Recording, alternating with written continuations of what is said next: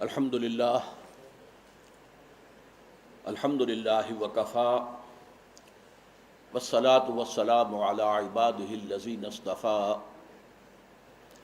خصوصاً علی افضلہم محمد صلی اللہ علیہ وسلم. اما بعد فقد قال اللہ تبارک و تعالی کما ورد فی سورۃ النساء اعوذ باللہ من الشیطان الرجیم بسم اللہ الرحمن الرحیم ان الذین یکفرون باللہ ورسلہ ویریدون ان یفرقوا بین اللہ ورسلہ ویقولون نؤمن ببعض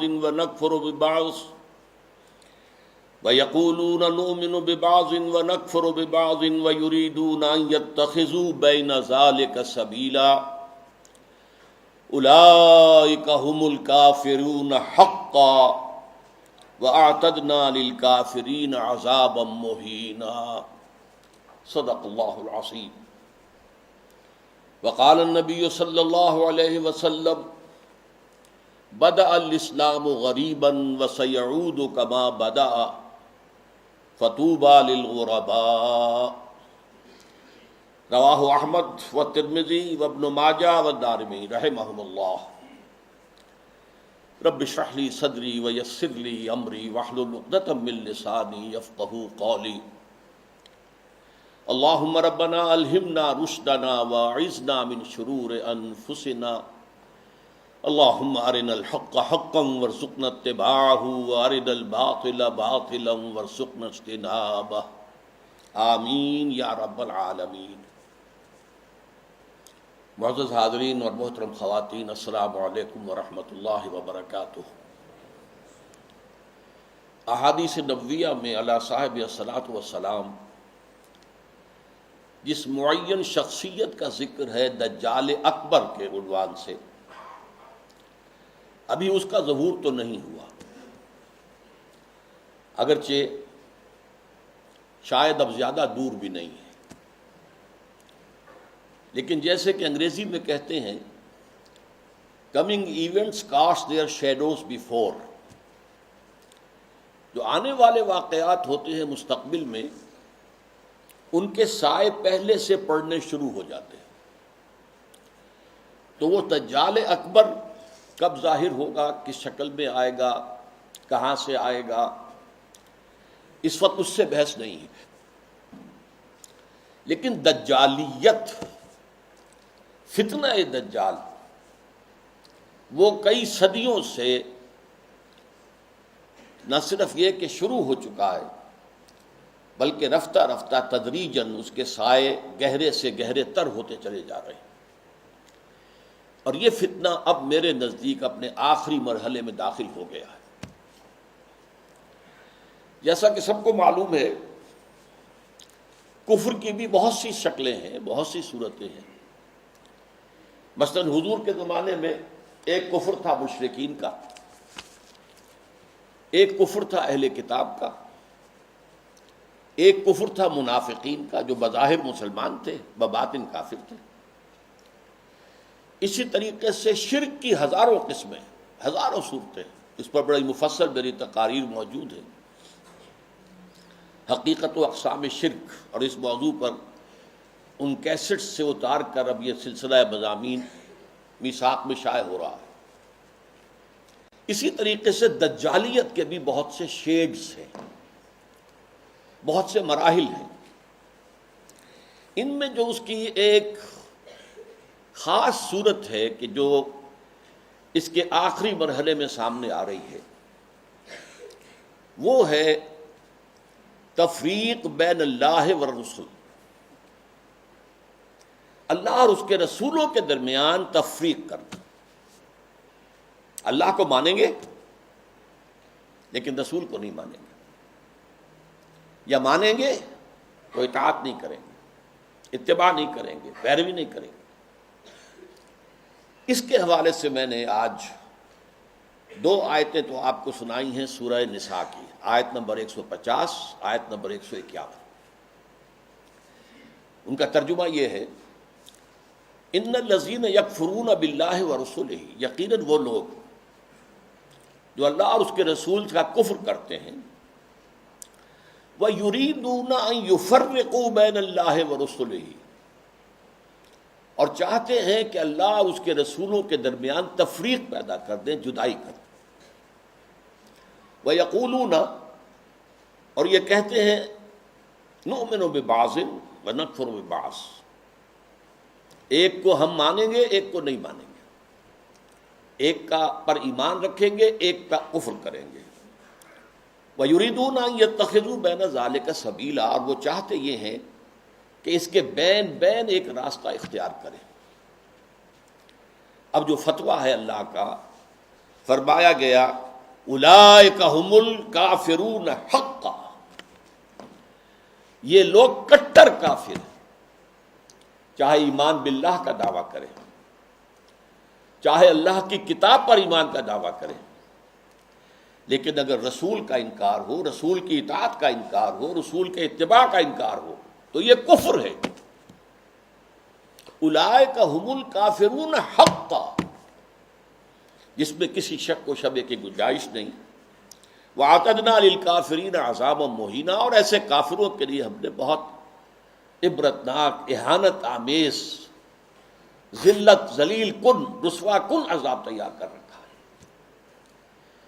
اس آیت کے بارے میں عام طور پر لوگوں کی جو رائے ہے وہ تفریق بین الرسل والانبیاء، اس کی طرف ذہن جاتا ہے، یعنی رسولوں میں سے بعض کو ماننا بعض کو نہ ماننا، یہ بھی کفر ہے، اور یہ قرآن مجید کے مستقل مضامین میں سے ہے۔ رسولوں کو بھی سب کو ماننا، اور ہمارا ایمان یہ ہے کہ جن رسولوں کا ذکر قرآن میں، نبیوں کا ذکر ہو گیا، ان کو تو ماننا ہے ہی، ان میں سے تو کسی ایک کا انکار سب کا انکار ہو جائے گا۔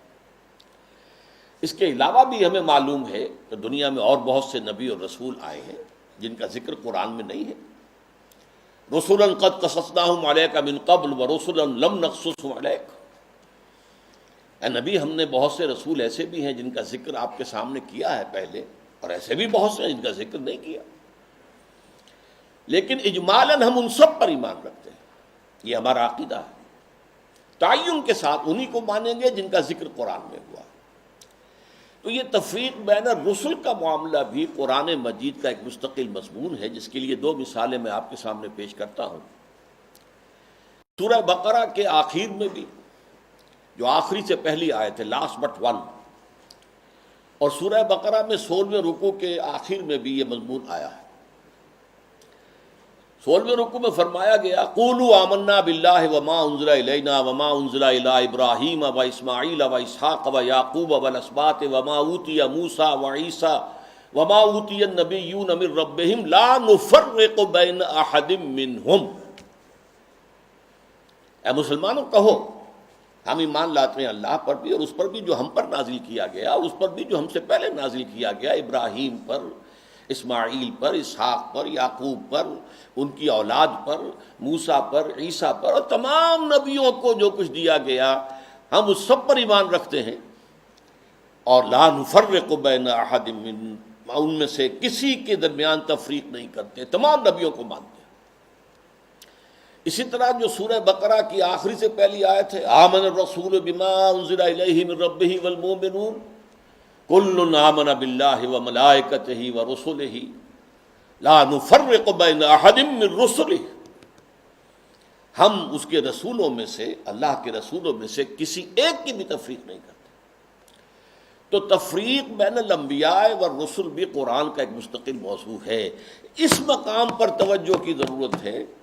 یہاں اصلاً جو بات سامنے آ رہی ہے وہ یہ ہے تفریق بین اللہ والرسل، اللہ اور رسولوں کے درمیان تفریق کر دینا، اللہ کو ماننے کا دعویٰ کرنا لیکن رسولوں کو ماننے سے انکار کر دینا، یا ماننا تو اس کے اتباع اور اس کی اطاعت سے انکار کر دینا۔ یہ در حقیقت ایک اہم ترین جو ہے فتنہ اس وقت جو دجالیت کا سب سے بڑا سیلاب آ رہا ہے، اس کا اصل ہدف یہی ہے، اس کا گول تو یہ ہے کہ اسلامی تہذیب کے جو بچے کھچے اثرات رہ گئے ہیں ان کا صفایا کر دیا جائے، لیکن اس کا حربہ کیا ہے؟ اللہ اور اس کے رسول کے درمیان تفریق۔ اچھا، یہ تفریق جو ہے بین اللہ والرسل، اس کی ایک تاریخ میں آپ کے سامنے پہلے اجمالاً درج کر دوں۔ آغاز اسلام میں سب سے پہلے اس کا اظہار ہوا ہے، مظاہرہ ہوا ہے یہود کی طرف سے۔ ہم اللہ کو مانتے ہیں، یوم آخر کو مانتے ہیں، ہمیں بھی مسلمان مانو، صاحب ایمان تسلیم کرو۔ یہ جو دوسرا رکوع ہے سورہ بقرہ کا، اس میں اگرچہ منافقین کا تذکرہ بھی ہے، لیکن یہاں اصلاً یہود کا ذکر ہے۔ وَمِنَ النَّاسِ مَن يَقُولُ آمَنَّا بِاللَّهِ وَبِالْيَوْمِ الْآخِرِ وَمَا هُمْ بِمُؤْمِنِينَ، لوگوں میں سے کچھ ایسے بھی ہیں جو کہتے ہیں ہم ایمان رکھتے ہیں اللہ پر بھی، یوم آخر پر بھی، لیکن وہ ہرگز مومن نہیں ہے۔ یخادعون اللہ والذین آمنوا وما یخدعون الا انفسهم وما یشعرون فی قلوبہم مرض فزادہم اللہ مرضا ولہم عذاب علیم بما کانوا یکسبون۔ یہ لوگ جو ہیں کہہ تو رہے ہیں کہ ہم اللہ کو مانتے ہیں، آخرت کو مانتے ہیں، تو ہمیں مانو، صاحب ایمان مانو، مسلمان تسلیم کرو، لیکن وہ ہرگز مومن نہیں ہے۔ وہ دھوکہ دے رہے ہیں اہل ایمان کو، اور کوشش کرتے ہیں اللہ کو دھوکہ دینے کی، لیکن یہ کہ انہیں اندازہ نہیں ہے کہ وہ کیا کر رہے ہیں۔ لیکن صاف فرما دیا گیا کہ ان کے لیے عذاب مہین ہے، وَلَهُمْ عَذَابٌ عَلِيمٌ، دردناک عذاب۔ تو یہ یہود کی طرف سے دعوت تھا، اور خاص طور پر جو ابتدائی عہد تھا مدینہ کا، جس میں کہ 16-17 مہینے حضور نے بیت المقدس کی طرف رخ کر کے نماز پڑھی ہے، حضور نے اور صحابہ نے۔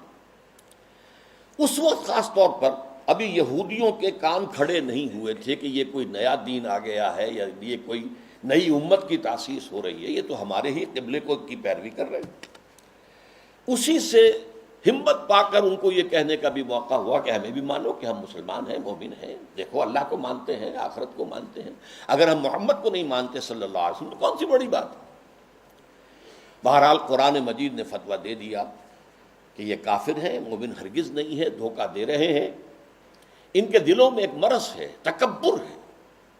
کیوں نہیں مان رہے محمد کو صلی اللہ علیہ وسلم؟ تکبر، اور اس کی وجہ سے اللہ نے ان کے تکبر میں، ان کے مرض میں اضافہ کر دیا ہے۔ وَلَهُمْ عَذَابٌ عَلِيمٌ بِمَا كَانُوا يَكْسِبُونَ، اور ان کے لیے دردناک عذاب ہے بسبب اس کے کہ جو جھوٹ وہ بول رہے ہیں۔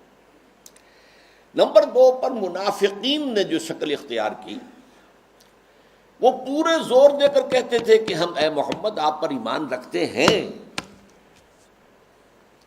لیکن یہ کیا ضروری ہے کہ آپ کو ہر معاملے میں حکم تسلیم کریں؟ یہ کیا ضروری ہے کہ آپ کا ہر حکم بھی مانیں؟ آپ کی رسالت کا کام پورا ہو گیا، آپ نے قرآن لا کر ہمیں اللہ کی کتاب دے دی، اب جو کچھ قرآن میں ہوگا اس کو تو مانیں گے، لیکن یہ کہ آپ کا حکم، آپ کا قول، آپ کا فرمان، آپ کا قانون، یہ کیوں مانیں؟ چنانچہ آپ دیکھیے سورہ منافقون کی پہلی آیت میں سب سے زیادہ شد و بد کے ساتھ وہ ذکر ایمان بالرسول کا کر رہے ہیں۔ اذا جاءک المنافقون قالوا نشہد انک لرسول اللہ، اے نبی جب آپ کے پاس یہ منافق آتے ہیں اور کہتے ہیں کہ ہم گواہ ہیں کہ آپ اللہ کے رسول ہیں، واللہ یعلم انک لرسول، اور اللہ خوب جانتا ہے، اللہ سے بڑھ کر اور کس کو معلوم ہوگا کہ اے محمد آپ اللہ کے رسول ہیں صلی اللہ علیہ وسلم۔ واللہ یشہد ان المنافقین لکاذبون، لیکن اللہ تعالیٰ گواہی دیتا ہے کہ یہ منافقین جو ہیں یہ جھوٹ بول رہے ہیں، ان کا آپ کی نبوت و رسالت پر وہ ایمان نہیں ہے کہ جو ہونا چاہیے۔ خاص طور پر قتال کے بارے میں انہوں نے یہ کہنا شروع کر دیا تھا کہ یہ تو خود اپنی طرف سے شروع کر دیا ہے محمد نے صلی اللہ علیہ وسلم۔ اب یہ قرآن میں تو قتال کا ذکر ہی نہیں آیا، اور وہ کہتے تھے کہ کوئی صورت کیوں نہیں اتری؟ یہ جو چھیڑ چھاڑ مکے والوں سے شروع کر دی ہے، یہ جو ان کے قافلوں کا پیچھا کر رہے ہیں، تعاقب کر رہے ہیں، ان کی ایک پولیٹیکل آئسولیشن اور اکنامک بلاکیٹ کے جو اقدامات کیے تو خود کیے انہوں نے، اس کا اللہ کی کتاب سے تو کوئی تعلق نہیں ہے۔ اسی پر سورہ محمد نازل ہوئی ہے صلی اللہ علیہ وسلم، لیکن یہ جو معاملہ ہے اس پر بھی فرما دیا گیا کہ یہ کفر ہے۔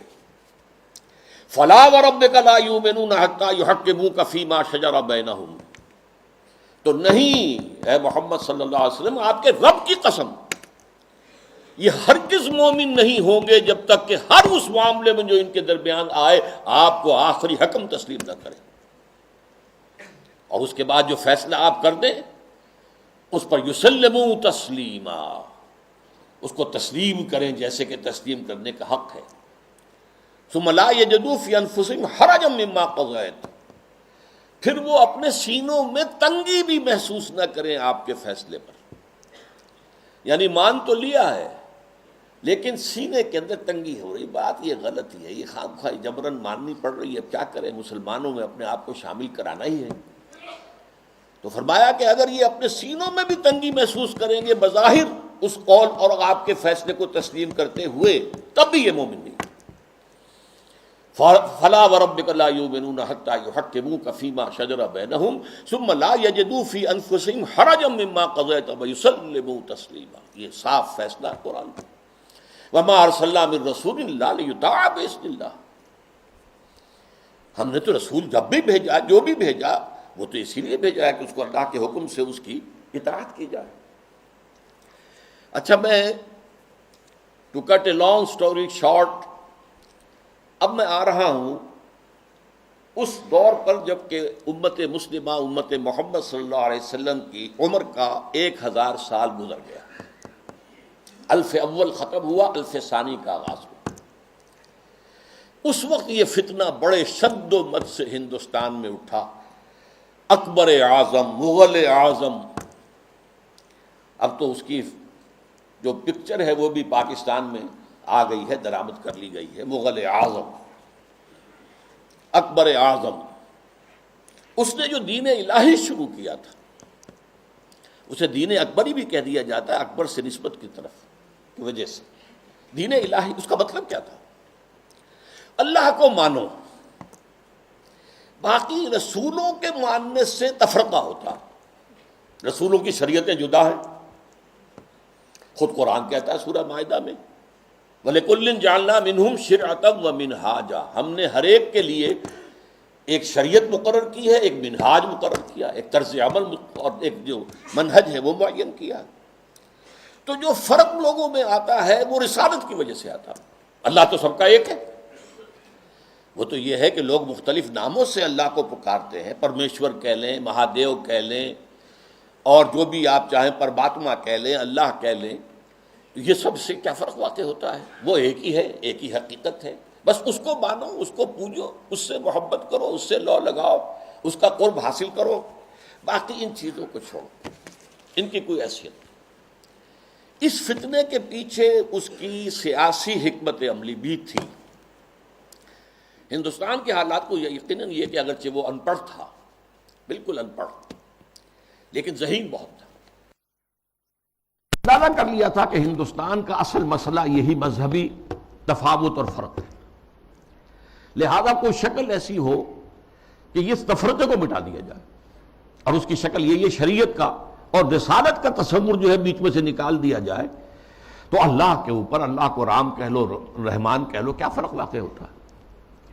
اس سے یہ ہے کہ یکجہتی پیدا ہو جائے گی۔ ہندو عورتوں سے شادی کی، یہاں تک کہ اس کا جانشین جہانگیر سلیم شہزادہ، وہ بھی ایک ہندو، اجودھا بائی جو ہے اس کے وطن سے پیدا ہوا، ہندوؤں سے شادیاں کی، کئی جو ہیں اس کی رانیاں تھیں، تلک بھی لگا لیتا تھا، بتوں کو بھی پوجا کر لیتا تھا، ڈنڈوت کر دیتا تھا، ہر رانی کے ہاں موجود ہے بت، وہاں گیا تو وہاں بھی اس نے سجدہ کر دیا، یا کم سے کم سر جھکا لیا، ہاتھ جوڑ کے کھڑا ہو گیا۔ یہ سارا فتنہ اس نے شروع کیا تھا ایک پولیٹیکل وزڈم کے تحت، لیکن اس کی ایک تائید ہو رہی تھی، اور وہ تصوف کے جس میں ہمہ اوست اور وحدت الوجود گڑبڑ ہو گئے تھے، pantheism and unity of existence, یہ دو چیزیں علیحدہ ہیں، ان میں فرق باریک سا ہے، عوام اس فرق کو سمجھنے سے قاصر ہے۔ یہاں کے تصوف میں یہ دونوں چیزیں گڑبڑ ہو گئی۔ ہمارے ہاں بھی صوفی شاعر نے کہا ہے نا، مسجد مندر ہکڑو نور، یہ سرائے کی علاقے کے بہت بڑے صوفی، مسجد میں اور مندر میں ایک ہی نور ہے، نور تو ایک ہی ہے، رام کہہ لو، رحمان کہہ لو، کیا فرق پڑتا؟ آپ کے لاہور میں مزار ہے کس کا؟ مادھو لال حسین، اب یہ مادھو لال ہندو نام، حسین کا اس کے اندر لاحقہ لگا دیا۔ تو یہ تصوف جو ہے، یہ اور اکبر کی حکمت عملی نے مل کر ایک اتنا بڑا فتنہ شروع کیا کہ محمد کی شریعت اور محمد کی رسالت کا دور ختم ہو گیا صلی اللہ علیہ وسلم. وہ 1000 سال کے لیے تھا، کیونکہ قرآن مجید میں 2 جگہ یہ بات آئی ہے کہ اللہ کا ایک دن تمہارے حساب سے 1000 سال کا بنتا ہے. وہ ایک دن اللہ کا ختم ہو گیا اور یہ جو شریعت محمدی اور نبوت محمدی کا دور تھا وہ ختم ہوا. اب یہ ایک نیا دور ہے، اس میں جو ہے وہ دین الہی چلے گا. اس فتنے کا توڑ کیا حضرت مجدد الف ثانی. میں نے کہا تھا نا یہ الف ثانی کے آغاز میں فتنہ اٹھا. امت کی عمر کا دوسرا ہزارواں جو ہے دور وہ شروع ہو رہا تھا، 1000 سالہ دور. تو وہ فتنہ جو تھا الف ثانی کا، اس کا توڑ کرنے کے لیے اللہ نے جس مجدد کو اٹھایا ہے اس کا نام ہی پڑ گیا مجدد الف ثانی رحمۃ اللہ علیہ، شیخ احمد سرہندی. اس نے توڑ کیا، جس کے بارے میں اقبال کہتا ہے گردن نہ جھکی جس کی جہانگیر کے آگے، جس کے نفس گرم سے ہے گرمی احرار. وہ ہند میں سرمایہ ملت کا نگہباں، اللہ نے بر وقت کیا جس کو خبردار. ملت تو ختم ہو رہی تھی، اس لیے کہ ملت کی جو بنیاد جو ہے وہ حضور صلی اللہ علیہ وسلم کے اتباع اور اطاعت پر ہے. محض قرآن پر تو نظام کوئی بنتا ہی نہیں سرے سے. نماز کا نظام نہیں بنتا، اور کیا نظام بنے گا؟ نماز کا نظام کہاں بنے گا قرآن پر؟ تاکیدی حکم ہے نماز قائم کرو، نماز قائم کرو، نماز قائم کرو. وہ 5 نمازوں کا ذکر کہاں ہے؟ یہ ان رکعتوں کا ذکر کہاں ہے کہ فجر کی 2 ہیں فرض جو رکعتیں ہیں، اور ظہر اور عصر کی 4 ہیں، مغرب کی 3 ہیں، عشاء کی پھر 4. کہاں ہے؟ قرآن میں تو کہیں نہیں. اس لیے نظام اگر بنتا ہے، یہاں تک کہ نماز کا نظام بھی وہ سنت سے بنتا ہے. ملت بنتی ہے تو سنت سے بنتی ہے. بمصطفیٰ پر اساخی شرا کے دی ہماوست، اگر مؤون رسیدی تمام بولا بیست. اپنے آپ کو مصطفیٰ صلی اللہ علیہ وسلم کے قدموں تک پہنچا دو کہ دین تو نام ہی ان کا ہے. بہت صحیح بات ہے. اگر ان تک تمہاری رسائی نہ ہوئی تو سب مقبولہ بھی ہے. یہی فتنہ پھر 19ویں صدی میں سامنے آیا ہے. اب یہ ایک ہندو کے ذریعے سے آیا. راجہ رام موہن رائے بہت بڑا عالم تھا، فارسی کا، عربی کا، اردو کا، ہندی تو اس کی زبان تھی. اور ہندوؤں میں جو احیاء ہوا ہے ان کا قومی سطح پر، وہ جن اشخاص کا مرہون منت ہے ان میں بہت بڑے مقام پر راجہ رام موہن رائے ہے. اور یہ موحد تھا، موحد کامل. چنانچہ انگریز جب آ چکے، آپ کو معلوم ہے 18ویں صدی میں آ گیا تھا انگریز. جنگ پلاسی کے بعد سے بنگال پر اس کا قبضہ ہو چکا تھا. اس کے بعد رفتہ رفتہ وہ سیلاب آگے آ رہا تھا. کلکتے ہی میں انہوں نے پہلا پریس قائم کیا، پہلا کالج قائم کیا. انجیلیں اردو میں ترجمہ کر کے، مقامی زبانوں میں ترجمہ کر کر کے لاکھوں کی تعداد میں پھیلا دی. اس فتنے میں مسلمان جو نہیں بہے اس کے ایک اور بھی اسباب ہیں اللہ کے فضل و کرم سے، لیکن ایک بہت بڑا ذریعہ راجہ رام موہن رائے بنا. آئینہ تسلیم کے نام، آئینہ تسلیس کے نام سے اس نے کتاب لکھی جس میں توحید کا اس بات کی، مسلمانوں کی طرف سے دفاع کی. لیکن اس شخص نے بھی وہی دین الہی کی طرح کہ یہ تفرقہ جو ہے مسلمان اور ہندوؤں کے مابین، اس کو دور کرنے کی ایک ہی شکل ہے، اور وہ یہ ہے کہ ان کے اندر اتحاد پیدا کیا جائے خدا کے نام پر. چنانچہ اس نے ایک خاص مجلس قائم کی، ایک خاص اس کا فرقہ بن گیا برہمو سماج. برہما کہتے ہیں خدا کو. برہمو سماج یعنی جس طرح دین الہی اسی طرح برہمو سماج. وہ یہ ہے کہ ایک برہما کو مان لو، بس خدا کو مان لو، جو تم اللہ کہہ لو، ہم اسے پرمیشور کہہ لیں، برہما کہہ لیں، جو چاہیں کہہ لیں. لیکن یہ ہے کہ باقی چیزیں جو ہیں ان کو ذرا پسے پش ڈال دو، ان کی اہمیت کم کر دو. تو برہمو سماج جو ہے اس نے پیدا کیا. اس کا انتقال 1833 میں ہوا تھا. اس کو پھر 20ویں صدی میں تازہ کیا ہے گاندھی نے متحدہ قومیت کے لیے. اس کی بھی ایک سیاسی بصیرت تھی. انگریز کی غلامی سے نجات پانے کی کوئی صورت نہیں ہے جب تک کہ مسلمان اور ہندو متفق نہ ہو، متحد نہ ہو. اور ان کے اتحاد میں جو چیز حائل ہے وہ شریعت ہے، قانون ہے، تہذیب ہے مسلمانوں کی. تو جب تک ان کو گڈمٹ کر کے ایک ہاون دستے میں ڈال کر کوٹ کر پیس کر ایک نہ بنا دیا جائے تب تک یہ متحد نہیں ہو سکتے، اور جب تک یہ متحد نہیں ہوں گے آزادی نہیں ہو سکتی. اسی کی وجہ ہے کہ اس کی پرارتھنا جو ہوتی تھی صبح ہی صبح اس میں گیتا بھی پڑھی جاتی تھی، قرآن کی تلاوت بھی ہوتی تھی، گرو گرنتھ کو بھی پڑھ کے سنایا جاتا تھا تاکہ معلوم ہو یہ سب ایک ہیں بھائی، اس میں کیا فرق واقع ہوتا۔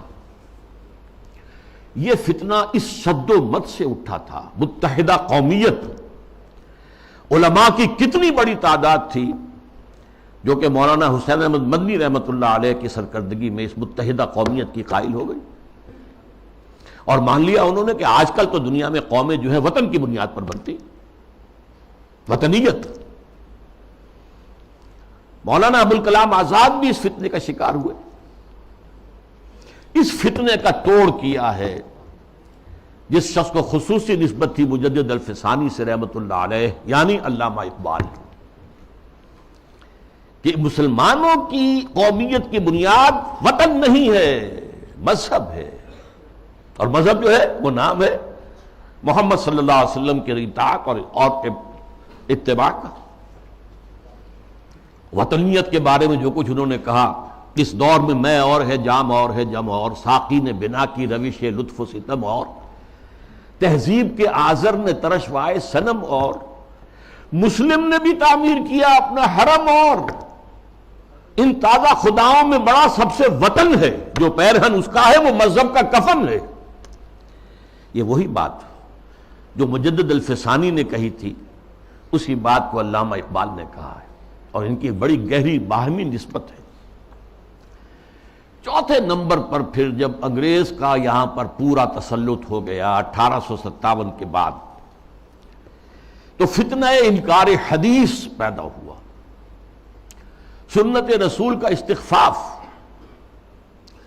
یہ چونکہ مغرب سے درآمد شدہ فلسفہ اور نظریات اور مغرب سے درآمد شدہ سائنس کے زیر اثر تھا، لہذا یہ فتنہ پورے عالم اسلام میں ہوا، اگرچہ اس کے مرکز دو بنے ہیں، ایک ہندوستان اور دوسرے مصر۔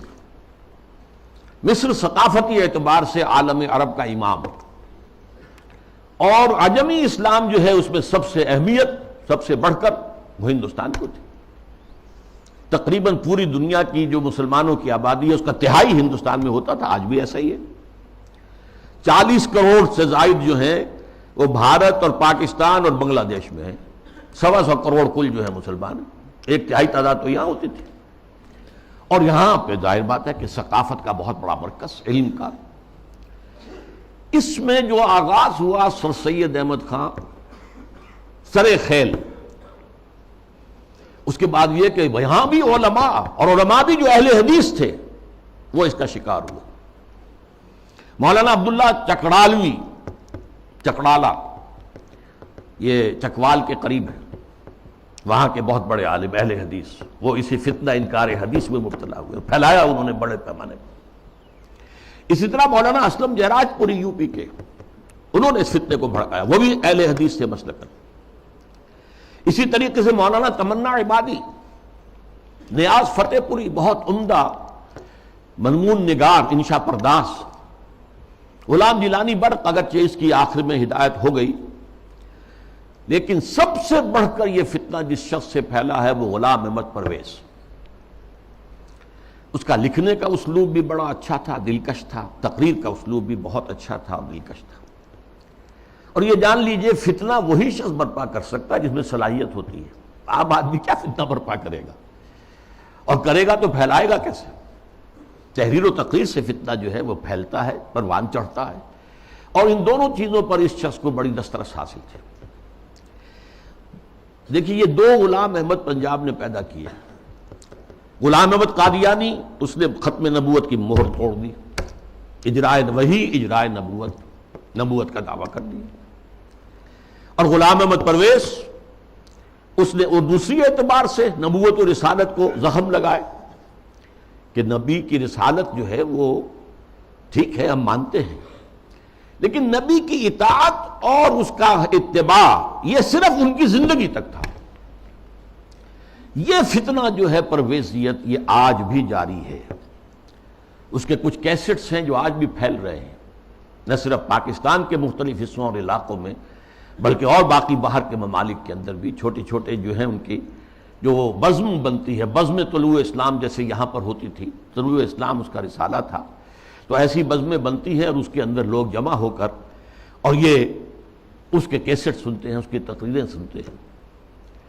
یہ فتنہ کیا تھا، اس کو میں یہ چاہتا ہوں کہ give the devil his due, شیطان کو بھی جو اس کا حق ہے وہ دینا چاہیے۔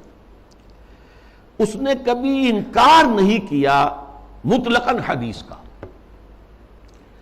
بلکہ اس کا موقف اصل میں کیا وہ سمجھ لیجئے۔ نمبر 1، دائمی ہدایت اور دائمی قانون صرف قرآن کا ہے۔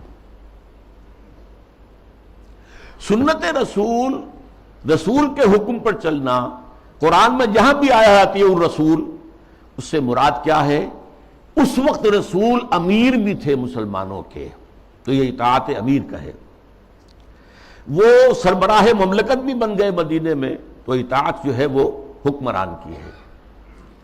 اس اعتبار سے وہ مرکز ملت تھے، مرکز ملت کی اطاعت ہوگی۔ اب جب بھی کوئی اسلامی ریاست قائم ہوگی تو جو مرکز ملت ہوگا اس کی اطاعت ہوگی، اس سے حق حاصل ہوگا، وہ جو بھی حکم تسلیم کرے، جو حکم نہ تسلیم کرے۔ اس طرح گویا کہ رسالت محمدی اور نبوت محمدی اور شریعت محمدی اور سنت محمدی، اس کی اس نے گویا کہ عملاً نفی کر دی۔ انہوں نے کہا کہ ہم حدیثیں صرف وہی مانیں گے جو قرآن کے مطابق ہو۔ اچھا، کوئی شے قرآن کے مطابق ہے یا نہیں ہے کون طے کرے گا؟ ہم کریں گے۔ قرآن کی تشریح اور تعبیر اور تفسیر اگر سنت سے آزاد ہو کر کی جائے تو ظاہر بات ہے قرآن کو موم کی ناک بنایا جا سکتا ہے، ادھر موڑ دے ادھر موڑ دے، جو چاہے تعبیر کر لے۔ اس کی ایک میں مثال آپ کو دیتا ہوں، اگرچہ وہ بڑی استہزائیہ سے مثال ہے۔ قرآن مجید میں حکم آیا سورہ مائدہ میں، وَالسَّارِقُ وَالسَّارِقَةُ فَاقْطَعُوا أَيْدِيَهُمَا، چور مرد ہو یا عورت ان کے ہاتھ کاٹ دو۔ اب اس کی کیا تعبیر کی؟ رسول نے تو سمجھا ہاتھ کاٹنا ہے، اور آپ نے ہاتھ کاٹے۔ ایک مخزومی خاتون تھی بڑے اونچے گھرانے کی، بنو مخزوم وہی ابو جہل کا قبیلہ ہے، فاطمہ نام تھا، فاطمہ مخزومیہ، اس نے چوری کی۔ اب اس کا ہاتھ کاٹنے کا حکم دے دیا گیا۔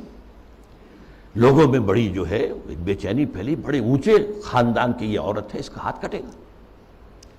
اور تو کسی کو جو ہے لب کشائی کی ہمت نہیں تھی۔ حضرت انس حضور کے خادم خاص تھے، ان کو ذریعہ بنایا کہ حضور یہ اونچے خاندان کی عورت ہے، خاندان کی ناک کٹ جائے گی، آپ اس میں نرمی کیجیے۔ حضور نے سخت غصے کا، غضب کا اظہار کیا۔ اے انس، تم سے پہلی جو امتیں برباد ہوئیں اسی لیے ہوئیں کہ جب اونچی قسم کے لوگ، اونچے لیول کے لوگ جرم کرتے تھے انہیں چھوڑ دیا جاتا تھا، اور عوام اور غریب لوگ جرم کرتے تھے تو انہیں سزا دی جاتی تھی۔ خدا کی قسم، اگر فاطمہ بنت محمد بھی چوری کرے گی، معاذ اللہ ثم معاذ اللہ ثم معاذ اللہ، رضی اللہ تعالی عنہا وصلی اللہ علیہ وسلم، تو اس کا بھی ہاتھ کاٹا جائے۔ اب اس کی تعبیر پرویز صاحب کیا کرتے ہیں؟ ان کا ہاتھ کاٹ دو مطلب ایسا معاشرہ، ایسا معاشی نظام بنا دو کہ چوری کی ضرورت ہی نہ رہے۔ جیسے محاورے میں کہتے ہیں نا، والدین کسی مسئلے میں اپنے بیٹے سے، بھائی تم نے تمہارے ہاتھ کاٹ دیے، یعنی یہ کہ تم نے تو ایسا قدم اٹھا لیا کہ اب ہم کچھ کر ہی نہیں سکتے۔ یہ گویا کہ اس محاورے پر لے آیا، ان کے ہاتھ کاٹ دو یعنی ایسا ماحول پیدا کر دو، ایسا سوشلسٹ نظام برپا کر دو کہ جس میں ہر ایک شخص کی ضرورت پوری ہو رہی ہے تو کائے کو چوری کرے گا۔ یہ ہاتھ کاٹ دو کا مفہوم ہے، یہ نہیں ہے، یہ تو مولویوں نے بنا لیا ہے، اور یہ غلط تصور ہے کہ ہاتھ کاٹے جائیں۔ حالانکہ ڈھٹائی کا یہ عالم ہے کہ اسی آیت میں آگے فرمایا گیا ہے، جزاء بما کسبا نکالا من اللہ، یہ در حقیقت ان کے کرتوت کا بدلہ ہے۔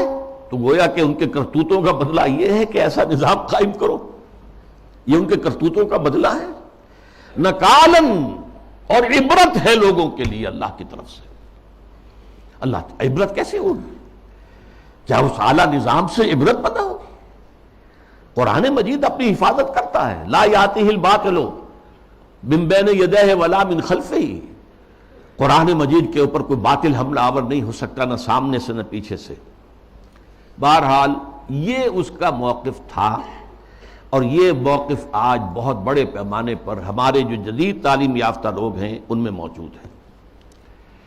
ان کے ہاں بھی یہ پہلا موقع تھا کہ درس قرآن کے نام سے محفل ہوتی تھی، اور وہ مخلوط محفل ہوتی تھی، مرد بھی اور خواتین اور نوجوان لڑکیاں بھی، اور وہ بے پردگی کے ساتھ۔ اب جو صورتحال ہے، یہ فتنہ جو ہے بہت شد و بد اور بہت بڑے پیمانے پر اور بڑی پشت پناہی کے ساتھ مغرب کے زیر اثر، اور دجال جو اس وقت ہے، دجاجلہ میں سے ایک بہت بڑا دجال جو ہے امریکہ، اور شخصی طور پر بش، اس کی ریشہ دوانی اور اس کی پشت پناہی اور اس کی تائید اور اس کی مدد سے جو فتنہ اٹھ رہا ہے، اس کا ہدف کیا ہے؟ اسلامی تہذیب کی بیخکنی کرنا، اور اس کا حربہ کیا ہے؟ تفریق بین اللہ والرسل۔ اللہ کو مانو، قرآن کو مانو، اور اس کی من مانی تعبیر کرو، رسولوں کو چھوڑو، رسول کی بات کو چھوڑو۔ وہ تھے تو اپنے وقت کے لیے تھے، ایک وقتی کلچر انہوں نے پیدا کر دیا تھا، ایک وقتی نظام پیدا کر دیا تھا، وہ لوگوں کی اس وقت کی ذہنی سطح کے مطابق تھا، اس وقت کے ماحول کے مطابق تھا، یہ کوئی مستقل اور دائمی شے نہیں۔ حربہ یہ ہے۔ اس ضمن میں اب میں ذرا تھوڑا سا تاریخی پس منظر بیان کروں۔ دیکھیے، اس وقت جو ہے شیطان لعین اور اس کے سب سے بڑے ایجنٹ کے ذریعے سے دجالیت جو مرحلہ وار آگے بڑھی ہے، اس موضوع پر میں تقریر اسی جگہ پر کر چکا ہوں 22 فروری 2004 کو، 2.25 سال پہلے، موجودہ عالمی حالات میں اسلام کا مستقبل کے عنوان سے۔ سب سے پہلی دجالیت جو آئی دنیا میں، وہ ریاست اور سیاست کے میدان میں آئی، سیکولرزم کے عنوان سے۔ مذہب کو، خدا کو، خدائی ہدایت کو، خدائی احکام کو، آسمانی ہدایت کو پرے کر دو ریاست سے۔ ریاست، قانون، یہ انسانوں کا کام ہے بنانا۔ ہیومن سوورنٹی، پاپولر سوورنٹی، عوام خود حاکم ہیں، وہ اپنے نمائندوں کے ذریعے سے جو چاہیں کہ قانون بنائیں گے۔ رکھ دو، اللہ کو مسجد میں بند کرو، اور خدا کو جو ہے جہاں چاہو بند کر دو، ہمارے ایوان حکومت میں نہیں آئے گا، ہمارے قانون ساز ادارے میں وہ نہیں آئے گا، حاکمیت اس کی نہیں ہے، حاکمیت عوام کی۔ یہ دجالیت کا یہ سب سے بڑا وار، سب سے پہلا چیز ہی سب سے اہم بھی ہوتی ہے، اور یہ گلوبل ہو چکی ہے پوری دنیا میں، پوری دنیا۔ واقعہ یہ ہے کہ اللہ کے خلاف، خدا کے خلاف اس سے بڑی بغاوت آج تک نہیں ہوئی۔ اس سے پہلے کیا ہوتا تھا؟ ایک بڑے خدا کو ماننے کے ساتھ چھوٹے چھوٹے خدا بھی مان لیے، بس شرک ہوتا تھا۔ لیکن خدا کو اس طرح انسانی معاملات، اور خاص طور پر ظاہر بات ہے ریاست اور سیاست اور قانون، یہی تو سب سے بڑی چیزیں ہوتی، ان سے بے دخل کر دینا خدا کا، یہ اس دور میں ہوا۔ نمبر 2 دور آیا معیشت کا۔ معیشت کی بنیاد انٹرسٹ بیسڈ کیپٹلزم پر کر کے، آسمانی شریعتوں کے نزدیک سب سے بڑا گناہ جو ہے عمل میں، وہ سود ہے۔ عقائد میں شرک ناقابل معافی، ان اللہ لا یغفر ان یشرک بہ ویغفر ما دون ذلک لمن یشاء۔ اعمال میں سود، جس پر اللہ اس کے رسول کی طرف سے اعلان جنگ ہے،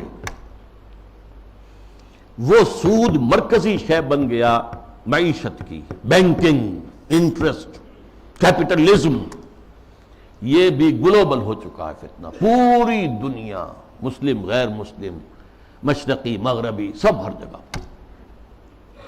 اب تیسرا وار جو آ رہا ہے یا شروع ہو چکا ہے کافی بڑے پیمانے پر، اور مغرب اور اس کے زیر اثر جو دوسرے ممالک ہیں ان کے اندر تو وہ آ چکا ہے پورے طور پر۔ ابھی عالم اسلام میں پورے طور سے نہیں آیا ہے، جس کے لیے بڑی ایک منظم سازش کے ساتھ بڑی جد و جہد ہو رہی ہے۔ وہ کیا ہے؟ شرم و حیا، عفت و عصمت کے تصورات، اور ستر و حجاب کے قوانین اور ضابطوں کے خلاف، اس سے آزاد تہذیب اور معاشرت۔ جیسا کہ میں نے عرض کیا، یہ شرم و حیا، عصمت و عفت کے تصورات، کہ یہ بھی کوئی بڑی اعلیٰ قدر ہے، ستر و حجاب یہ بھی کوئی احکام ہے، ان سب کی نفی اسلامی تہذیب کو اس وقت سب سے بڑا چیلنج اس سے، اس لیے کہ یہ اسلامی تہذیب کا بنیادی نقطہ ہے، اہم ترین ہے۔ اس ضمن میں دیکھیے، سب سے پہلے امریکہ میں ان کے جو تھنک ٹینکس ہوتے ہیں، بڑے بڑے مفکر ہوتے ہیں، تھنکرز ہوتے ہیں، وہ چیزیں لکھتے ہیں اور وہ گویا کہ ایک طرح کی رہنمائی ہوتی ہے حکومت کے لیے۔ سیموئل پی ہنٹنگٹن نے لکھی کتاب، بلکہ مقالہ، تہذیبوں کا ٹکراؤ۔ اب ہمارا اصل معاملہ ہماری تہذیب کا مسلم تہذیب سے ٹکراؤ ہے، تہذیبوں کا ٹکراؤ، کلیش آف سویلائزیشنز، اور اس میں اس نے تجزیہ کیا۔ یہ چیزیں پہلے بھی بیان ہوئی ہیں، لیکن اس وقت ایک خاص موضوع کے تحت میں ترتیب کے ساتھ ان چیزوں کو لا رہا ہوں۔ اس نے کہا کہ ٹوائنبی نے کہا ہے کہ دنیا میں آج تک کل 20 تہذیبیں قائم ہوئیں، ان میں سے 12 تو مر چکی، ختم ہو گئی، نسیم منسیہ ہو گئی، 8 ابھی موجود ہیں۔ ایک ہماری مغربی تہذیب ہے، 7 اور ہیں۔ ان 7 میں سے بھی 5 تو ایسی ہیں جنہیں ہم آسانی سے ایسیمیلیٹ کر سکتے ہیں۔ انڈین سویلائزیشن آسانی سے ایسیمیلیٹ ہو گئی، وہی کلچر، وہی تہذیب، وہی بے پردگی، وہی اریانی پہلے بھی تھی اب بھی آ گئی، وہی ناچ گانا وہ پہلے بھی تھا اب اور زیادہ ہو گیا، لہذا تہذیبی ٹکراؤ وہاں تو ہے ہی نہیں۔ تو دو جو تہذیبیں ہیں وہ ہمارے لیے چیلنج ہیں، وہ لوہے کے چنے ہیں، انہیں چبانے میں وقت لگے گا۔ ایک مسلم سویلائزیشن اور ایک کنفیوشین سویلائزیشن۔ کنفیوشین سویلائزیشن کے بارے میں تو میں اس وقت نہیں سمجھا تھا کہ یہ کیا واقعی کوئی چین کے اندر یا اس کے آس پاس کے ممالک میں جو بدھ مت کے پیروکار شمار ہوتے ہیں، کوئی واقعی کوئی تہذیب کنفیوشس کے حوالے سے ہے۔ ابھی حال ہی میں نیوز ویک کا ایک پرچہ چھپا ہے جس کا مین مضمون تھا کنفیوشس کا احیاء، ریوائول۔ تو یہ ہو رہا ہے چین میں اس وقت۔ لیکن یہ کہ اصل ہمارا جو مطلب ہے اس وقت، ہمارا موضوع ہے وہ مسلم سویلائزیشن ہے۔ اس نے اسے بھی شمار کیا ہے کہ یہ بھی ہمارے لیے بہت بڑا چیلنج۔ اب ذرا اسلامی تہذیب کا ایک تاریخی جائزہ۔ شرم و حیا، عفت و عصمت اور ستر و حجاب کے احکام پر مبنی اسلامی تہذیب، اس کا ایک تاریخی جائزہ۔ دیکھیے نبی اکرم صلی اللہ علیہ وسلم نے فرمایا تھا، وہ حدیث میں نے شروع میں آپ کو سنائی ہے، بدا الاسلام غریبا وسیعود کما بدا۔ اسلام کا آغاز جب ہوا ہے تو وہ بہت اجنبی سا تھا، نامانوس، لوگ سمجھتے نہیں تھے یہ کیا نئی باتیں ہیں۔ پھر اس کے بعد اسلام کے غلبے کا دور آ گیا، جب غالب ہو جائے تو سبھی دوست بن جاتے ہیں، جو بھی طاقتور ہے اس کو تو سبھی دوست ہیں، لہذا بہت سب لوگ جو ہیں اس کا علم لے کر کھڑے ہو گئے۔ لیکن ان قریب اسلام غریب ہو جائے گا، پھر اجنبی ہو جائے گا۔ تو جو لوگ اسلام کی اجنبیت میں اس کا ساتھ دیں اور خود بھی اجنبی ہو جائیں، ان کے لیے مبارکباد ہے، تہنیت ہے کہ وہ زمانے کا ساتھ نہ دیں، اسلام کا ساتھ دیں۔ چاہے کہا جائے کہ یہ بڑے فنڈامنٹلسٹ ہیں، یہ بڑے کٹھ ملا ہیں، یہ بڑے دقیانوسی ہیں، یہ بڑے تنگ نظر ہیں، یہ بڑے رجت پسند ہیں، جو چاہے کہیں، لیکن جو اسلام کے ساتھ چمٹے رہیں گے ان کے لیے فطوبى للغرباء۔ اب اس کا تاریخی تجزیہ کیا ہے؟ دیکھیے، اسلام پر اجنبیت کا پہلا پردہ یا پہلا سایہ تو پڑ گیا خلافت راشدہ کے فوراً بعد۔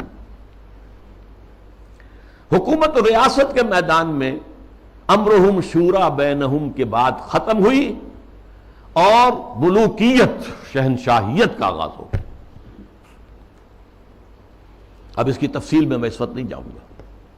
بنو امیہ، بنو عباس، پھر اس کے بعد جو بادشاہتیں بنی، مغلوں کی حکومت، صفویوں کی حکومت، ترکوں کی حکومتیں، یہ تھی۔ یہ وہاں پر وہ خلافت کی بنیادی بات یہ نہیں تھی کہ چنو اپنے میں سے بہترین کو اور پھر اس کا حوالے کرو۔ ان اللہ یامرکم ان تؤدوا الامانات الی اہلہا، جو اہل ہو ان کے ذمہ داریاں جو ہیں ان کے ذمہ لگاؤ۔ اس کو ختم کر دیا گیا۔ اب جس کی لاٹھی اس کی بھینس۔ بنی امیہ کی طاقت زیادہ ہے، عصبیت شدید ہے، لہذا وہ آئے، انہوں نے حکومت قائم کر لی۔ تو یہ پہلا دور تھا اجنبیت کا، پہلا پردہ پڑا اسلام پر۔ دوسرا پردہ کچھ عرصے کے بعد جب ملوکیت نے خوب پنجے گاڑ لیے، مضبوطی ہو گئی اور ملوکیت شہنشاہیت میں تبدیل ہو گئی، یہ دور بنو عباس ہے۔ اس میں معیشت کے میدان میں بھی آ گیا معاملہ۔ ایک طرف جاگیرداری جو ملوکیت کی بنیاد ہوتی ہے، ہر جگہ مشرق و مغرب میں شہنشاہیت اور بادشاہیت میں آپ کو جاگیرداری ملے گی۔ جاگیردار ہوتے 30,000 منصبدار، 20,000 منصبدار، ان پر حکومت قائم ہوتی اور ان کے لیے ضروری ہے مزارعت۔ آپ نے بہت بڑی جاگیر دے دی ہے، لیکن کیا وہ شخص خود کاشت کر لے گا؟ وہ تو کسی کو بٹائی پر کاشت کے لیے دے گا نا۔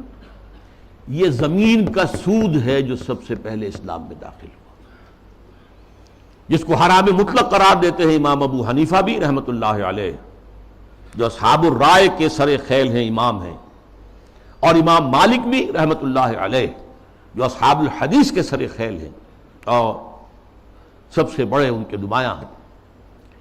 لیکن یہ شام، اور پھر بیع معجل، بیع مرابحہ کے عنوان سے نقد کے معاملے میں بھی جو ہے، کرنسی کے معاملے میں بھی وہ ایک سود کی ہلکی سی شکل داخل ہے۔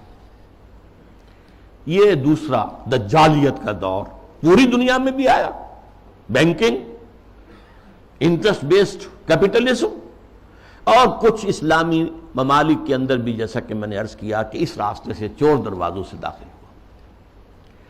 اب جو اس کا ہے مسئلہ وہ ہے معاشرت اور تہذیب پر۔ اس کی وجہ کیا ہے؟ اس تمام دور میں مسلمانوں کی تہذیب، ان کا طرز بود و باش، ان کی معاشرت اور ان کا عائلی نظام، ان کا خاندانی نظام، ان کے عائلی قوانین انٹیکٹ رہے۔ چاہے دور ملوکیت جو ہے بنو امیہ کا تھا، وہ دور ملوکیت بنو عباس کا تھا، اور چاہے اور دوسرے بادشاہوں کے دور تھے، اس میں جہاں ریاست اور سیاست کی سطح پر جو ہے وہ پردہ پڑ گیا، پھر معیشت کے معاملے میں بھی پردہ پڑ گیا، تہذیب وہی رہی، وہی تہذیب، وہی مشرق سے مغرب تک مسلمانوں کی معاشرت، عائلی قوانین سب وہی رہے، جو کہ تو رہے۔ مسلم کلچر وجود میں آیا ہے، چنانچہ مسلم آرکیٹیکچر وجود میں آیا۔ یہ مورش آرکیٹیکچر جو ہے دنیا میں مشہور ہوا، اسپین کے اندر خاص طور پر مکان بنانے کا ایک خاص انداز، زنان خانہ علیحدہ ہے، مردانہ علیحدہ ہے، پہلے مردانہ ہے، پھر اس کے بعد ڈیوڑی آئے گی اور زنانہ جو ہے وہ حصہ شروع ہوگا۔ باہر سے جو آئے گا وہ یہاں بیٹھے گا، مردانے میں قیام کرے گا۔ زنان خانے کے اندر جو ہے وہ تو صرف محرم جائیں گے اور کوئی نہیں جا سکتا۔ اس تہذیب کی بنیاد، وہ جو اسلامی تہذیب تھی، اس پر، اسی پر آرٹ مسلمانوں کا قائم ہوا۔ خطاطی دنیا میں بہت بڑا آرٹ بن گیا، بہت بڑا آرٹ، ہاتھ سے، منہ قلم سے جو آرٹ پیدا کیا وہ خطاطی کی شکل میں آیا، یا عام بظاہر فطرت کی نقاشی۔ تو یہ ہے جو میری بات ہے وہ سمجھ لیجئے کہ تہذیب میں فرق نہیں آیا، عائلی نظام میں فرق نہیں آیا، معاشرتی اقدار میں فرق نہیں آیا، چاہے سیاسی اور معاشی اعتبار سے دجالیت جو ہے مختلف ادوار سے گزر کر آ گئی۔ اب ظاہر بات ہے کہ دجالیت کا آخری حملہ جو ہے وہ اس تہذیب پر ہے۔ چادر اور چار دیواری کا جو حصار ہے، قلعہ ہے، اس کو توڑ دو، منہدم کر دو، مخلوط معاشرت قائم کرو، بے پردگی، عریانی، فحاشی اور مخلوط معاشرت جو ہے اس کو عام کرو، فروغ دو، پھیلاؤ۔ آزاد شہوت رانی، اس کو فروغ دو، جس کے نتیجے میں شادی کا مقدس جو ایک بندھن ہے اس کی حیثیت ختم ہو جائے۔ جیسا کہ آپ کو معلوم ہے ویسٹ میں اب یہ شادی بیاہ جو ہے وہ تقریباً یعنی یوں سمجھیے کہ مفقود ہونے والی بات ہے۔ وی آر لیونگ ٹوگیدر، مرد اور عورت ساتھ ہم رہ رہے ہیں، لیکن ہم شادی شدہ نہیں ہیں، وی آر ناٹ میریڈ، اولاد ہو رہی ہے۔ بش نے کئی دفعہ وعظ کہا ہے شادی کرو، شادی کرو، شادی کرو۔ کیوں کہہ رہا ہے؟ اس لیے کہ وہاں تو شادی کوئی کرتا ہی نہیں۔ عائلی قوانین ایسے غیر فطری ہیں کہ کوئی مرد اس کو گوارا نہیں کرتا کہ وہ شادی کے بندھن میں بندھے اور قانونی طور پر اتنی زد میں آ جائے ان قوانین کے۔ وی آر لیونگ ٹوگیدر، بات ہو گیا، علیحدہ ہو گئے، سیپریٹ ہو گئے، تو اس سے کوئی کسی کو قانونی ذمہ داری نہیں ہے مرد کے اوپر۔ خاندانی نظام کی بے کنی، یہ ہے جو آخری حملہ ہے دجال کا، اور یہ حملہ جیسا کہ میں آپ سے کہتا ہوں کہ دنیا میں کہہ چکا ہوں، دنیا کے بہت بڑے حصے میں تو پورے طور پر آ چکا ہے۔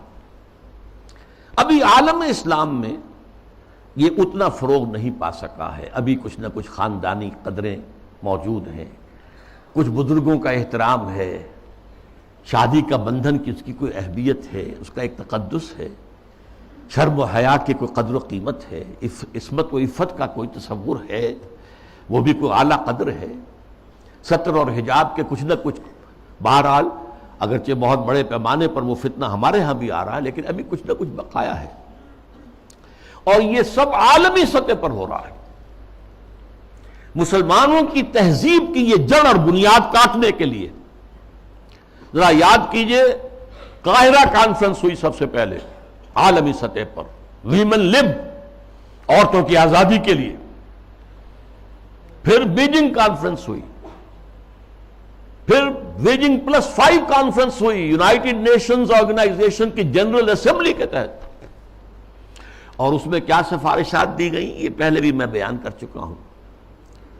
نمبر 1، ہومو سیکسولیٹی کو کوئی عیب نہ سمجھا جائے، یہ بھی انسان کا ایک طبعی تقاضا ہے، مرد مرد سے، عورت عورت سے شہوت رانی کرے، یہاں تک کہ مرد اور مرد کی شادی اور عورت کی شادی، ایک مرد جو ہے وہ شوہر ہے، دوسرا مرد بیوی ہے، ایک عورت شوہر کے درجے میں ہے، دوسری عورت بیوی کے درجے میں۔